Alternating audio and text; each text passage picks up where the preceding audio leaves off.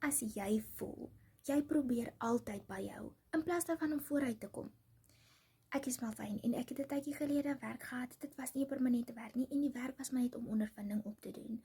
Maar die salaris wat ek gekry het, of nie salaris nie, die geld wat ek gekry het, was bietjie min gewees, en ek het maar net probeer byhou, maar dit was nie moontlik nie, want dit was min, en soos julle weet, die lewenskoste styg die hele tyd, maar ek het gesien dat ek 'n aanlyn besigheid kan hê, wat risikovry is. Ek het geen uitgawes nie, en waar ek 100% profijt kan kry.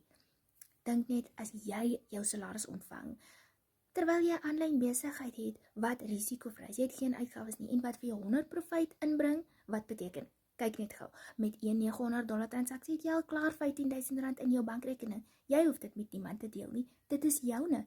Dink net hoe jy sal voel, as dit saam met jou salaris kan kom. Ek meen, 'n ekstra geldjie is altyd handig. En hierdie aanlyn besigheid is 'n klaar opgestelde aanlyn besigheid, en jy spandeer nie eers baie tyd daaraan nie, en dis risikovry, en jy kry 100% profijt. Wat dink jy? Sit vir my vooruit in die comments, as ek vir jou gratis gids kan stuur, hoe jy kan sien om vooruit te gaan, en nie net by te hou nie.